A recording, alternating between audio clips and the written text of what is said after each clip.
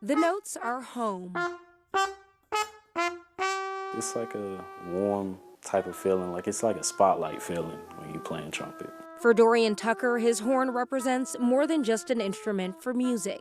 It's been a language before he ever had the words. I definitely grew up as kind of like the weird kid and silent kid.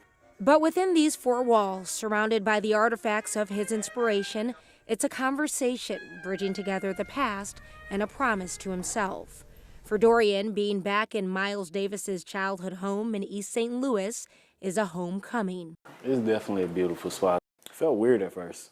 Because it was like, oh, I'm walking in somebody else's house that I don't even know, But after which, it did become to feel like home. Years after first walking through these doors as a student, he still credits Miles Davis as the reason he picked up the trumpet. It was definitely a beautiful thing to listen to. Born in Alton, Illinois, Miles Davis spent his formative years here at 1701 Kansas Avenue in East St. Louis. That's before becoming one of the most influential jazz musicians of the 20th century. He formed his first band here in the basement. Lauren Parks, the president and co-founder of House of Miles. As the story goes, his mom wanted him to play violin and piano. That's what she did. But he got that trumpet when he was a teenager. And so he loved the trumpet. Decades later, though, the home nearly lost until Parks and her friend Jess Pearson stepped in to preserve its history. East St. Louis is known to be the city of champions, and certainly Miles Davis qualifies for being an artistic champion. Today it stands as both a museum and community anchor, still featuring the original walls, ceiling, and floors. Personal artifacts bring it to life.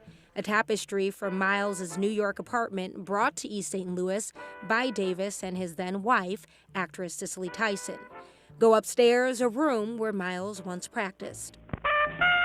The structure of home suggesting that you have a safe environment to learn, to be innovative, to be creative. We provide that atmosphere here at the House of Miles.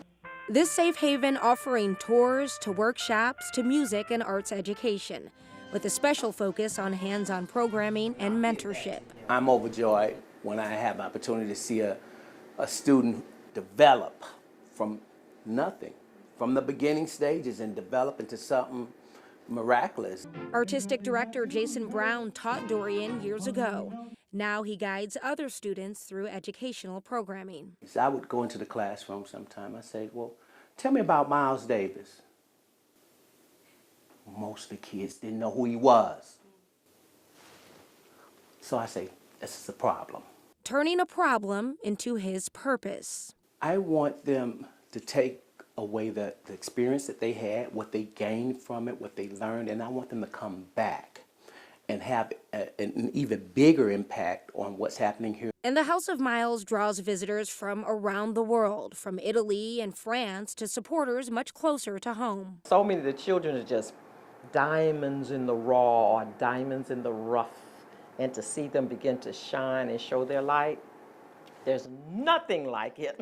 Music and art is universal. Whatever genre you listen to, it's a feel-good art form, music.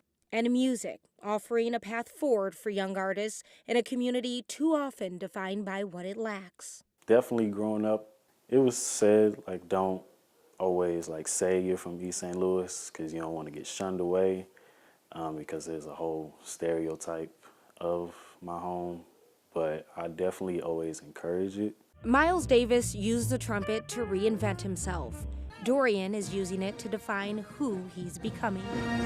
Right now, he's a drum major at Lincoln University of Missouri, and he's taking with him the lessons he's learned here at home. There is no limit to what you can do, especially being black. Not a lot of musicians make it, but that shouldn't stop you from what you love to play and do. Taylor Holt, First Alert 4.